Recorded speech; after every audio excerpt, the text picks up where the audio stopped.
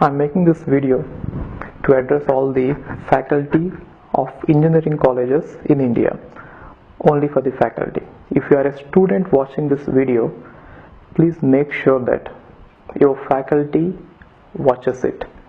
Every faculty of all the engineering colleges in India, only in India, should watch it.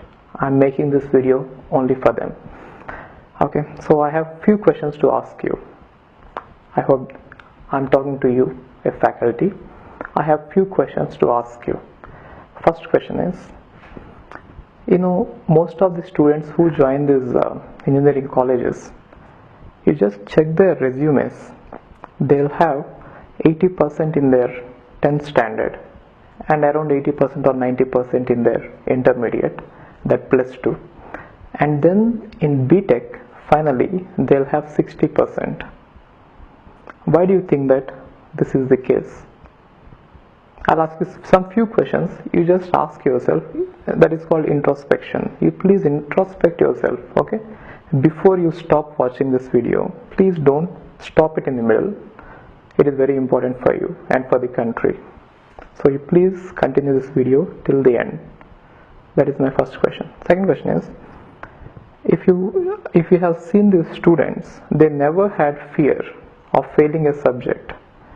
But then, why do you think that they are so much scared and so much afraid, especially before the exams, that they might fail that exam? They never had this experience before.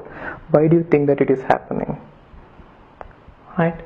And in intermediate colleges and in 10th class, if you see them, they used to enjoy the classes. They go to the class because they enjoy them, and they never knew that you have to be, this something called as attendance criteria. They never knew about it. But once they come into BTech, they come and attend your classes only for the attendance, and they never enjoy any of the classes. Why do you think that it is happening?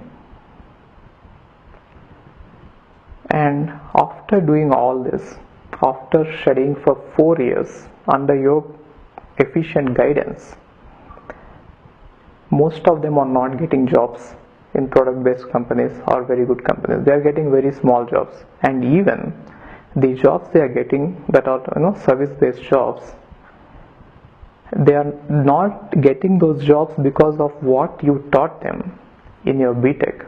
They are getting them because of what they had learned in +2 and 10th standard. That is helping them in getting the jobs, and not these 4 years. Why do you think that it has happened? And I'll tell you one more thing. What happens to most of the students after BTech? After 4, you are already aware of all this. I know that. But there is a need to introspect. Ask yourself all these questions. It is very important. Okay? Now, after doing BTech for 4 years, all these 4 years, after this, why should they go to a coaching center? Again pay huge amount of money, and then waste 1 year of their time again to learn the same things which you had already taught. Why do you think that they should again do that?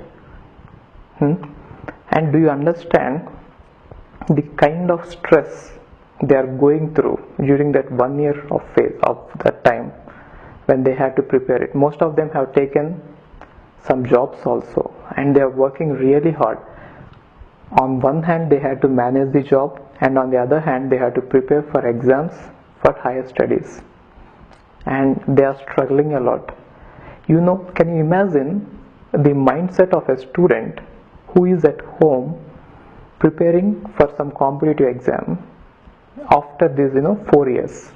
Just imagine the pain that he is going through.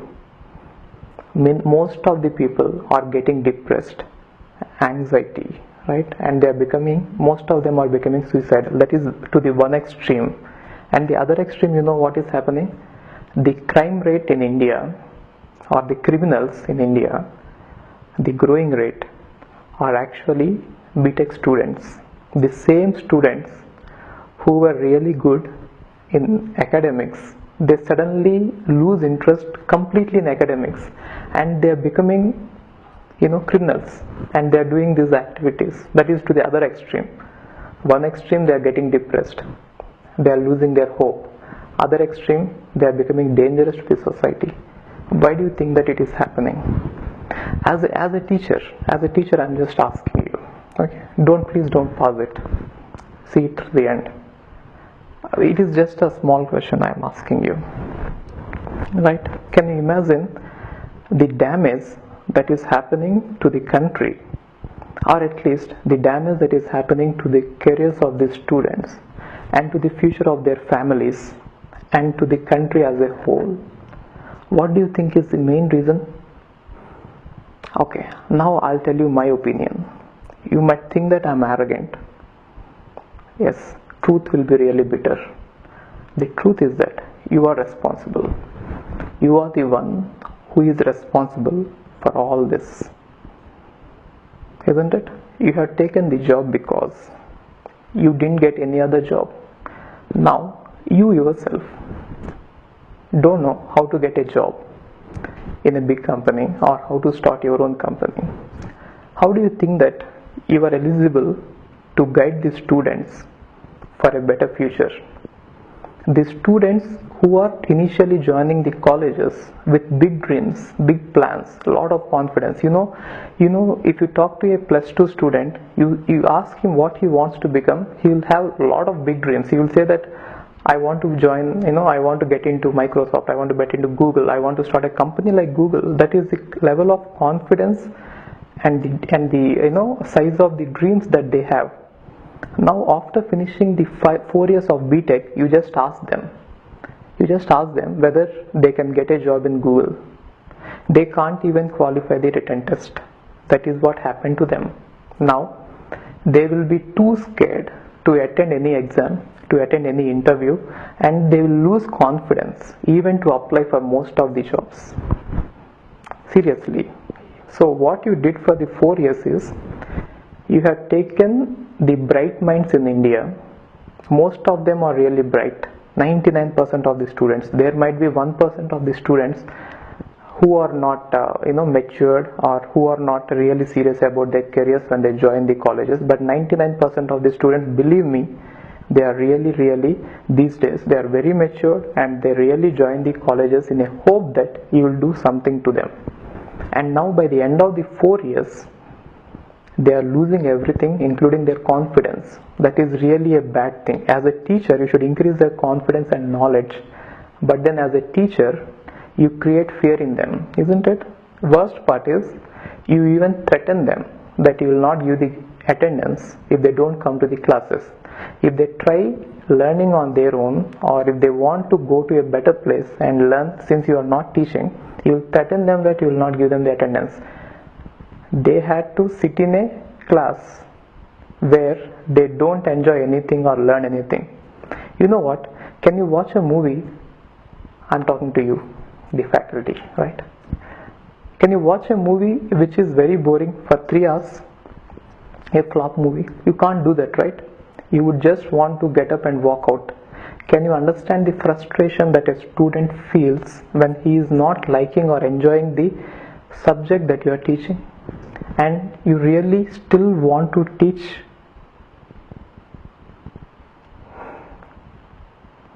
Think about it. Please ask yourself. So why did you take that job? Coming to that point. Is money the only reason? You just want to make some money? I'll tell you a better plan. You know this Ola cab, Meru cab, and all these cab drivers. I think they will earn almost the same salaries or even better salaries compared to what you are earning. If money is the only concern that you have, yes, I accept that you have to earn money to support your family. If that is the only reason why you have taken this teaching profession, please leave it immediately. It is really, what can I say? Teacher is the person who can change the life. We are talking about the students' lives. You are supposed to change the student life for a better, but you are changing them for the worse. Most of the students, after 4 years, they are still in a dilemma of what to do next. They are just out of their colleges with the degree and they don't know what to do with the degree that you had given. No knowledge, right? You know all of this, right? But still you are doing this because you just need the salary. If that is the case, best plan is learn driving, take a car loan. If you don't have money, take a car loan and start driving. You will really be peaceful, isn't it? And you will be well respected. You are more dangerous to the society than a terrorist, because the damage which is done by a terrorist is known to everyone. At least it can be seen. But the damage that you are doing to the society, it can't be seen. Only few people can understand it. And the worst thing is, when the student loses the interest in this, studies, in his education, the parents, they'll blame the students. They don't know what has happened in the college. What all they know is they have worked hard and they have paid all their money, which they could have used it in their old days, to the colleges. And after that they think that it is the mistake of the student, that is why he didn't get the job, or that is why he is not doing anything well in his life. Just think about all this. So I suggest you, I request you to leave the job immediately if you are not interested in teaching. If students are not attending your classes because of the interest, if they are attending your classes because of the attendance, just see where you stand in the society. Just ask yourself, do you have to take that hard-earned money of the parents and spoil their children's life? And I hope that you are also a victim. I think that you are also a victim of this education system, right? And I think your faculty were also like that. Do you want to put these students again through the same kind of pain? I'll tell you one more option. One option is you leave teaching if you are not interested. Second option is, at least if you want to improve now, go and learn the subjects before you teach. You first learn them properly, take some time, 1 year, 2 year, work hard, read all the books. You need not join any classroom again. There are many videos available, not my videos, there are many videos available, and internet is full of knowledge. At least work hard and you be perfect before you teach. Make the things interesting, learn the things and share them with students. As a teacher, you are supposed to be learning continuously. And the misery is, most of the teachers feel that once they get the job, their learning is over and their student life is over. But I feel that the learning starts with when you start this teaching. As a teacher, you have to be in the continuous loop of learning, right? Teaching and learning both have to go hand in hand. If you have to teach well, you have to learn well. If you have to learn, you have to teach. These are actually, important. Got it? So at least take a decision now.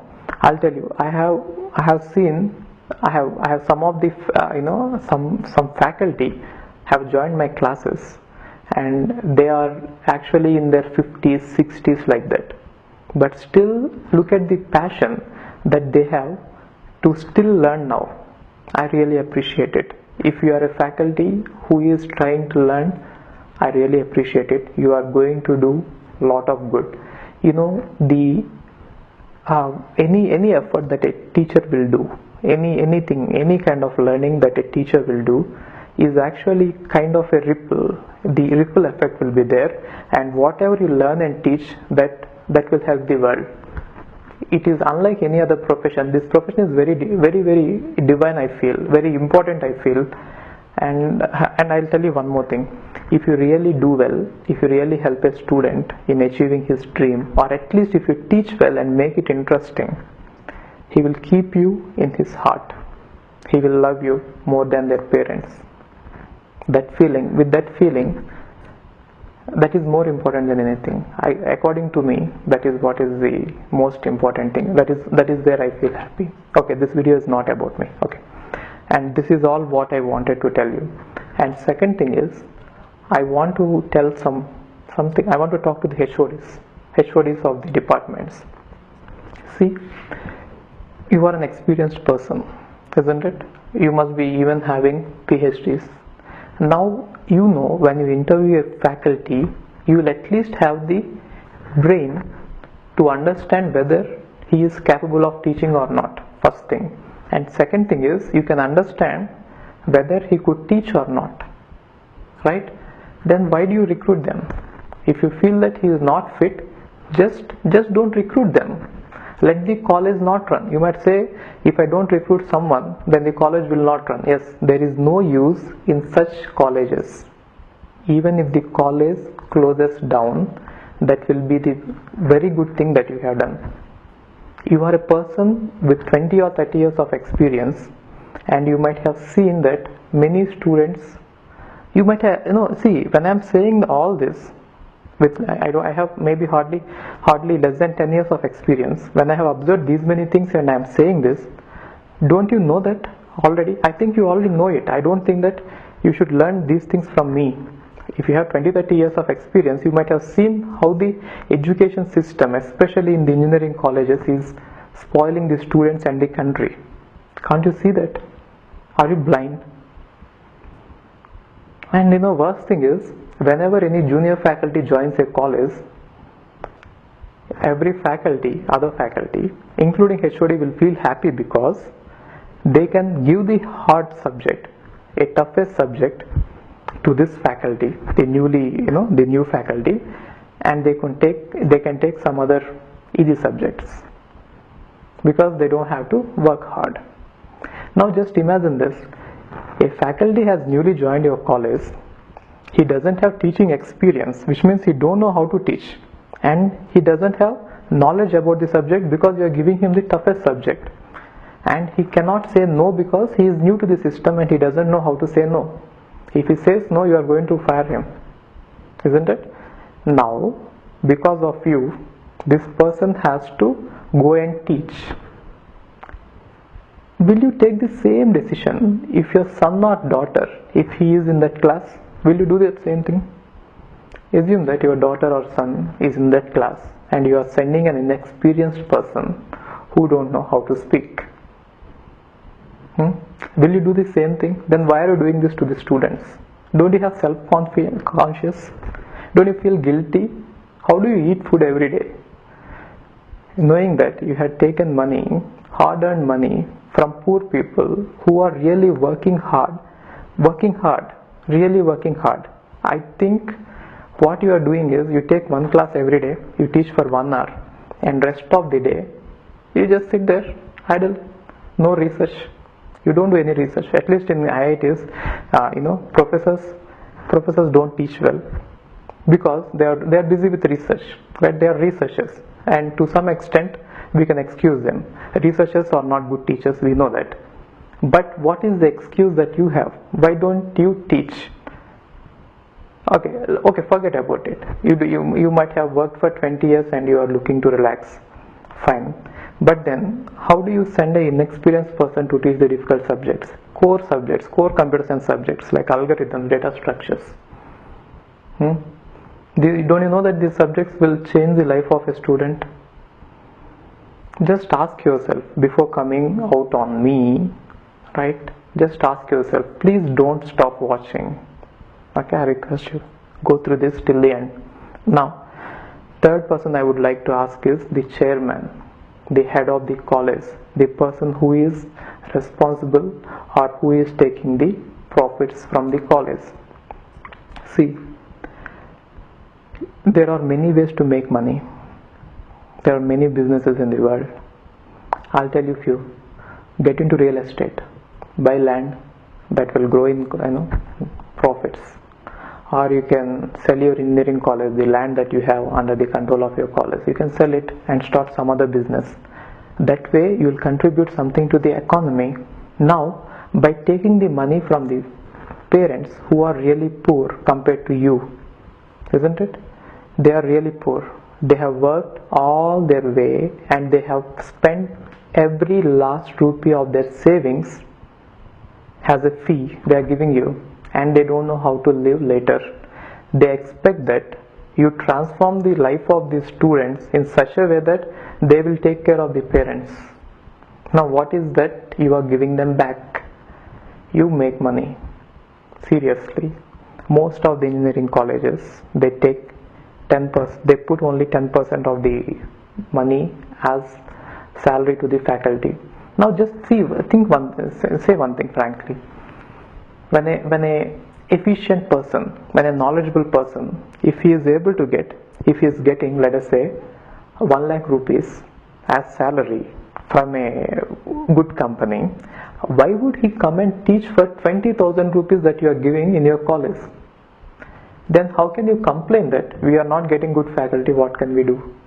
If you pay well, faculty will come. There are many people that I know, especially my friends, many people who are really interested in teaching, but they say that there is no money in it. Of course they are not wrong. After working for these many years, everyone would like to support their family. There are brutal facts of reality, right? We have to support our families. We can't no, see, everyone can't go without money. Now you are the one who is taking away the major chunk. The major chunk should go to the faculty, not to the administration. I think you must have already made enough. At least now you change, give it back. Before you die, give it back. I think it is the responsibility, now that you have taken so much from the society, just give it back to the faculty. Get good faculty, right? And get good research opportunities, labs and all in your college. I'm not sure that any chairman will have time to watch my video, so I think it is just a waste of time talking about them. It is just a business for them. Yes, I forgot. You might ask this question, right? The faculty, then why are you charging fee? Why can't you do it for free? See, there is a difference. People join engineering colleges because they want degree, and then they attend the classes because there is a attendance criteria. But people join my classes and I don't even give them any degree. No degree is given, but still they are joining my classes. I never forced anyone to join my classes, isn't it? If you, the faculty of engineering colleges, if you really do well and teach well for the 4 years, there will be no need for the students again to join my classes. I'll be very happy if that happens. I'll definitely join an engineering college and teach, or I'll start an engineering college myself, right? But then, as of now, teachers like me are needed, especially coaching centers are needed. Why don't you see that? All these things will get closed. People like me will come and teach in your college. Why don't you see that? Just introspect yourself. I know, see, I generally, this video, when I thought of making this video long back, but then I didn't know what to say, how to say it. But today I was not able to control my anger, especially if you see it, the video I made out of anger and pain that I have seen. Students are getting depressed. Students decide, just imagine this. Students, I'm seeing all these people, especially before exams, and I'm not able to console them. At least I'm not able to, I don't know what to say, how to do it. They are learning everything in 1 year. How is it possible? Really? And if they're learning everything in 1 year in such short time, you can understand the stress they have on them, the depression, the anxiety. Who is going to be responsible for that? Teachers, please teach or please leave. HODs, please choose well. Chairmen, please don't make it a business. That is my request. Thank you.